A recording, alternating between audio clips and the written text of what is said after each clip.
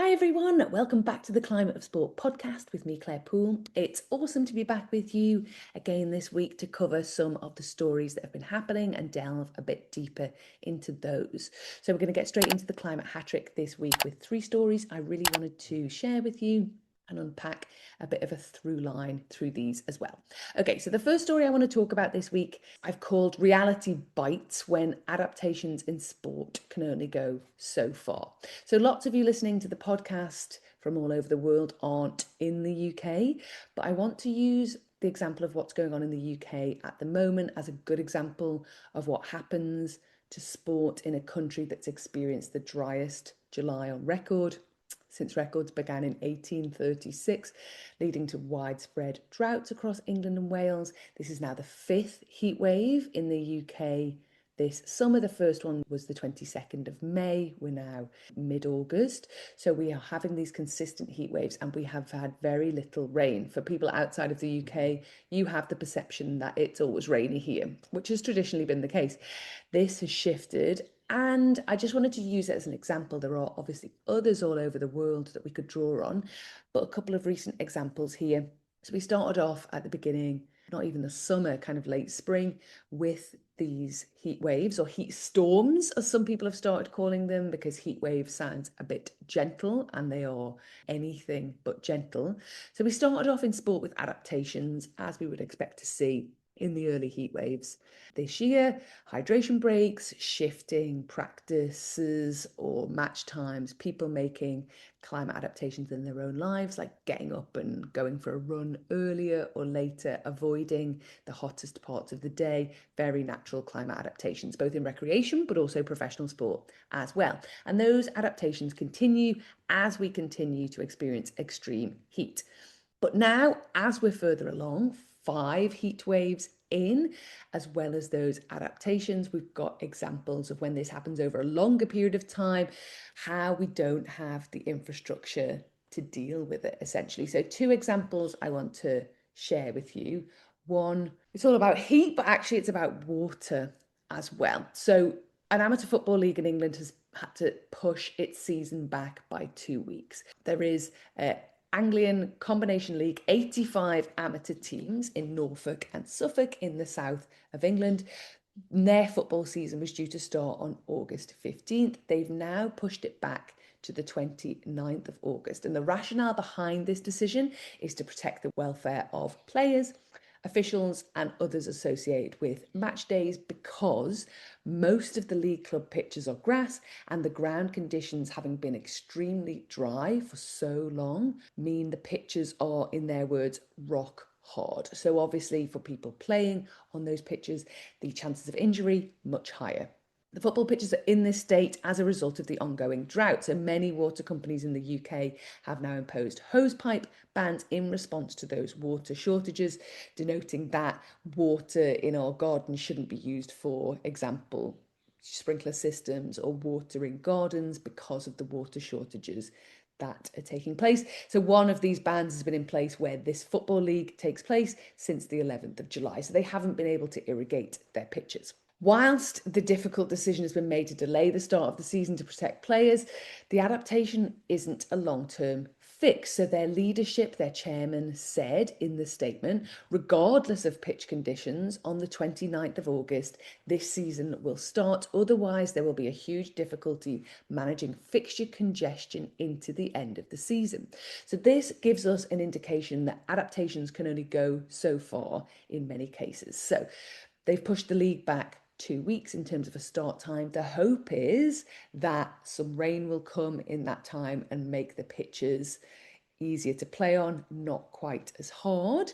Of course, what we could expect if rain comes now, because places have been so dry for so long, is that we will be more likely to see things like flash floods, and also that the ground can't actually absorb the water as well, and then we kind of usually end up with mud baths rather than an irrigated pitch. So it's not straightforward. But I thought this was an interesting case to share of an adaptation has been made, but it can only go so far. So obviously there are a number of teams in the league that need to play matches against every other team in the league. So you can't just shorten the season by 2 weeks, or they can't say we will delay the league for as long as we need to ensure safe conditions because of that congestion at the other end of the season and when those matches will be played.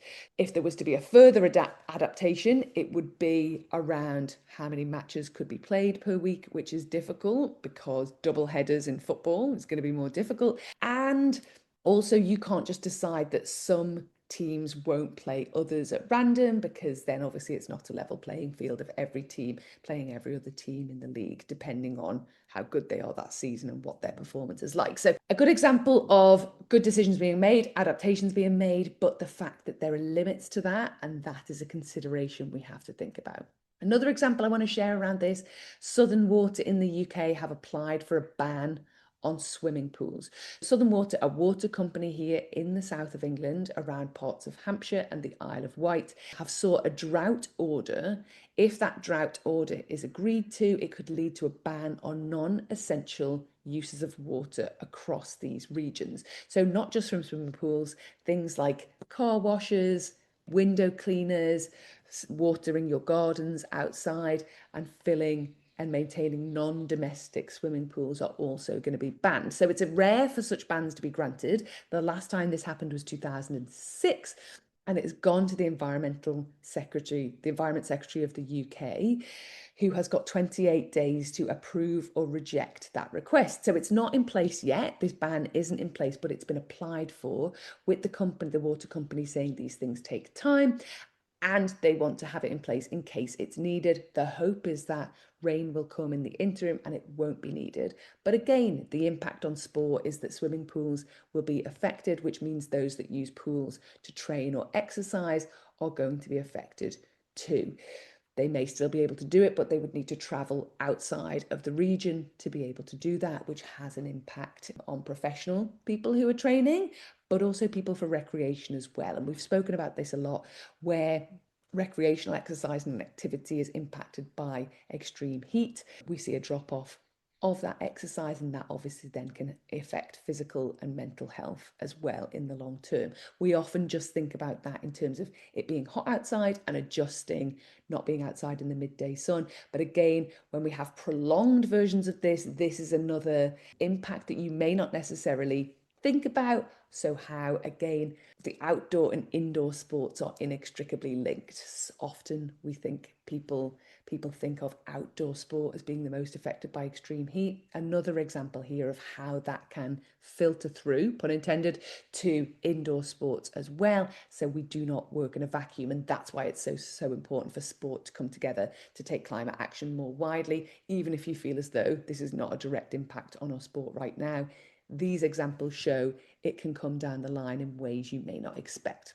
So another example of this, just on the recreation side, Hyde Park's really famous Lake the Serpentine was closed for swimming on Monday because of high levels of blue-green algae. So that's early August time.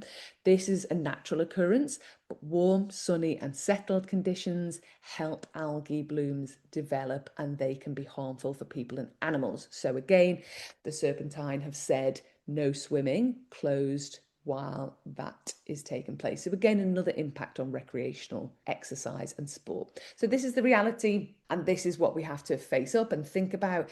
In extended periods of heat and drought, sport can very quickly lose its license to operate when resources are needed for basic human activities. A reminder that everything is interconnected with nature, our environment and sport, both indoor and outdoor, at a professional and recreational level.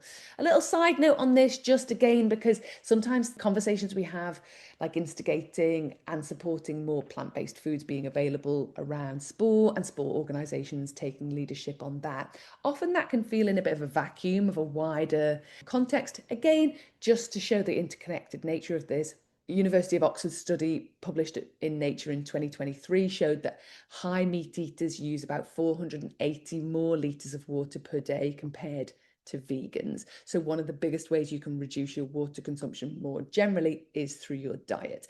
And that is, again, is an important reminder for sport in terms of especially sport venues and organisations that have menus that they share. It isn't always just about, rainwater collection or collecting wastewater and reusing it, often we can have bigger impacts through our wider context as well, through the likes of our diet and food that's available. Okay, the second story is a really somber one. Another athlete has lost his life due to suspected heat stroke. Simone Vonilagi is a Fijian player who plays for a second division Japanese side, Kyoshi KV, and he really sadly passed away on the 7th of August. Our first thought obviously is for his family members, friends, teammates, club, the rugby and sports community more broadly who have been impacted by his tragic early death. After a team practice on Monday, this was on the 7th of August, it was reported Simone displayed symptoms consistent with severe heat stroke, the team said in a statement last weekend on Saturday. He was transported to a medical facility for treatment, but despite the best efforts of the medical team, he sadly passed away on Friday, which was August 7th. He was 26 years old. He played for Kyushu KV, and that's a team based in the southwestern city of Fukuoka in Japan. Temperatures there reportedly reached around 35 centigrade, 95 Fahrenheit on the Monday that Simone displayed these symptoms and was rushed to hospital with high levels of humidity as well. He was taken from training to hospital, and it's another example of a promising young athlete, a human being who sadly lost his life too soon while he was playing the sport that he loved. What's really tragic about this story is it's only been 7 weeks since we spoke about 22-year-old rugby player Aslan Azari, who died after training in extreme heat in Malaysia, and the Straits Times reported the cause of death given was heat stroke, dehydration and organ failure. It's been less than 2 weeks since the 20-year-old South African rugby player Lukobo Bibi Makwendini was laid to rest. He collapsed during training with the French Pro D2 club AS Béziers. AS Béziers Hero in Béziers in the south of France, and he also later died in hospital. Media reports also cite heat stroke as the cause of death. So why are these young men, these young rugby players, dying of heat stroke or suspected heat stroke? They're really young, they're very fit, and they're highly trained. But that doesn't mean that athletes are immune to exertional heat stroke. And in fact, rugby has some characteristics, especially that can make it particularly dangerous in extreme heat. So this is a bit of a public service announcement as well as a news story. During hard exercise, what happens is our muscles contract and they generate enormous amounts of heat. So normally the body, if it's possible and the conditions allow, the body gets rid of that by sending blood to the skin and then evaporating sweat. But imagine rugby players repeatedly doing training like sprints, like tackles, rucks, collisions, and doing all of that in the likes of 35 degrees centigrade, 95 degree Fahrenheit heat and high levels of humidity. What happens in this instance is muscles are producing heat faster than the body can get rid of it. Players in rugby are often larger people. Obviously, it's a very physical sport. People need to be very strong and have a lot of muscle mass to play rugby and play rugby well. They do train and play for longer periods of time. They run drills and high intensity efforts repeatedly in terms of training and match play as well. And these factors mean a huge amount of metabolic heat is generated. Metabolic heat production from exercise can overwhelm the body's ability to dissipate that heat when things like temperature, humidity, radiation, or airflow are unfavourable. The governing body World Rugby, as I spoke about on the podcast a couple of weeks ago, they're one of the global federations that have got really detailed heat guidelines. They have heat and air quality guidelines that are very detailed, and they've had those, although they updated them in 2025, we can find guidelines all the way back to 2015 and before as well. So World Rugby do have guidelines in place, and obviously a lot of clubs put those in place, and this is not to think who's responsible for these deaths. The point is that extreme heat is very insidious, and that's what I think is the most difficult thing and the most challenging thing when it comes to tackling the issue of heat stroke. Extreme weather, generally, we can recognize if it's a hurricane, if it's a flood, if it's an earthquake, thinking of the people in Colombia right now, that's very easy for us to recognize. That is highly unusual and we can recognize it immediately. Extreme heat's very insidious because we're used to it being hot. We have experienced periods of heat in our life, but the line between it being a hot day and a dangerously hot day can be very thin. And as we said, it's not just about heat. There are other factors that, again, as lay people or as people training outside, or if coaches aren't really on the money and hyper aware all the time, the line between, as we mentioned, heat, humidity, radiation, and airflow, the line between it being safe and not safe can be very, very thin. So we know climate change is increasing the frequency and intensity of extreme heat. Rugby is increasingly globalised as well, traditionally a winter sport. Athletes are training and competing in environments all year round, and their bodies may not be adequately adapted. So thinking about these really untimely, tragic deaths and what can we learn and how can we ensure that action is taken, some of the questions I thought that we need to think about and answer as a global sport community at an individual level, but also more broadly, how can we make sure heat safety guidelines are consistently implemented at every training session and every match when we have warmer days? How can we get all clubs, both at a community level and a professional level, to make sure they are taking accurate wet bulb globe temperature readings and then take action accordingly? Does that mean everyone has a wet bulb globe temperature meter in their equipment store as standard, and that's part of mandatory health and safety, that readings are taken and adaptations are put in place as standard whenever a warm day is experienced? How can we ensure conditions are always properly assessed and the training and competitions are then adequately adapted when the risk is too high? How can we support athletes to differentiate between discomfort of hard exercise, which is what athletes are really trained and part of their performance to push through? Athletes I know talk very openly about being in pain a lot of the time, because when you reach especially the highest levels of your sport, you do have to push through the barrier of comfort that most human beings like you or I might balk at. These people are, to us, superhuman, and they push through these comfort barriers. How can you differentiate between discomfort of just hard exercise and something that's actually a medical emergency? And how can we support athletes to be aware of that and to speak up? And I think the most difficult part of this is, how can that happen when adrenaline is pumping, when nothing else feels that important, and when athletes are locked in to a goal and they feel everything is riding on one particular performance? I think that is a really difficult question to unlock. How can we ensure coaches, teammates, medical staff are also equipped to recognise warning signs in others, which actually a sort of buddy system might be the vibe. People are locked in and they want to carry on. Maybe there's a safety net of a buddy system, medical staff, teammates, coaches who see the warning signs and then respond immediately, even if athletes insist that they're okay. And how do we broadly create a sporting culture where stopping because of extreme heat is not seen as a weakness, but it's seen as good judgment? It's seen as the sensible thing to do. It's seen as the right thing to do, and it is supported by the wider infrastructure. These are big questions. They're not straightforward. There's no global body of sport that can make this happen at every level. It's about organisations and individuals taking responsibility and ideas and running with them and amplifying them. But I hope asking these questions and thinking about them helps increase action and awareness, because it doesn't matter what you're competing for. There is no match, there is no training session, and there is no sporting ambition that should cost a young person their life. Our last story of the Climate Hat Trick this week is around the European Aquatics Championship. So again, we've kind of done heat and water, we've done heat, and now we're back into water. So some of you might remember last month in July, I shared with you that Hungarian Olympic swimmer Betty Fabian was hospitalised after the World Aquatics World Cup in Setúbal in Portugal during July, during the World Cup, due to water quality issues. So if as a reminder, she shared on her Instagram stories at that time, she hadn't been as sick since competing in the Seine in Paris during the 2024 Olympics. She said on Instagram, "We are tired of having to risk our health over and over again. It's not a minor detail, and we should not have to keep repeating that. Our sport should not be made visible through scandal.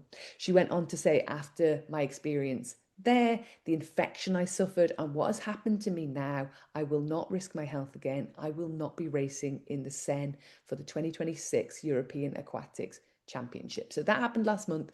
The European Aquatics Championships are happening right now. So what happened? Fabienne shared in a TikTok video, so with now almost or over 200,000 views already, one of her largest viewed videos of the past month maybe that she's posted, saying our nightmare has now come true about swimming in the Seine again. She shared, because of my experience after the Olympics, I decided to withdraw for the first 2 days because I wanted to make sure no one will have any health issues after the competition. She then did take to the Seine and took silver in the open water swimming 3-kilometre knockout women's final. But again, it's another reminder of the push-pull between athletes' discomfort and concern for their health versus the reality of where they're competing and needing to be part of those competitions as well. European Aquatics, we should say, is taking the water quality issue seriously. They announced about a week ago the cancellation of some training sessions on the river because after monitoring and analysis, systems identified traces of oil and fuel on the water's surface. The day after, the French Swimming Federation confirmed the affected area had been treated and athletes were able to return to the water, and the high diving event proceeded as normal. So the through line with all of these stories are basically where and when sport is taking place, the conditions in which sport is taking place in, and what is being expected of athletes to continue to compete in the sports they love, no matter what level they're at, actually. So some of these stories are about elite sport, but we're also seeing stories at a recreational and grassroots level, at a community sport level, and at an amateur league level as well. The whole pyramid of sport is being affected. So when we say athletes, we don't just mean Olympians and top flight athletes. We mean athletes who are playing in the community, at grassroots and amateur level as well. And what's being expected of them in terms of their health, in terms of playing the sports that they love. The sport industry is taking action. We know that there's a huge amount of work to applaud, but we need to get together as a global community around some of these key issues that are really, really manifesting now on a very, very regular basis. And in case you don't know, just as a sidebar, our summit, Sport Positive Summit, in collaboration with IOC and UN Climate Change, is taking place fully virtually this year. Everyone is really welcome to join us, and we'll put a link in the show notes. We are going fully virtually now every second year to reduce our environmental impact, but equally to make it as inclusive as possible and convene the global collective of sport to share, to learn, to connect, and to support genuine progress, to get around these issues that are now affecting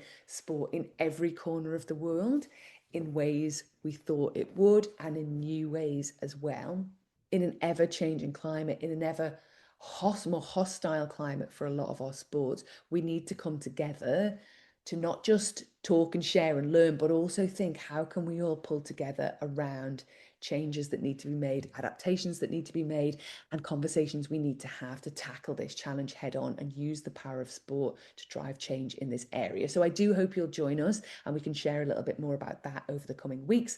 The stories again for the Climate of Sport hat-trick this week are: reality bites when adaptations in sport can only go so far.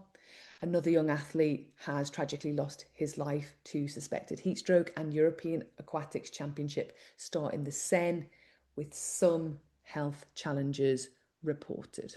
That's it from us on the Climate of Sport this week. It has been a pleasure to be with you.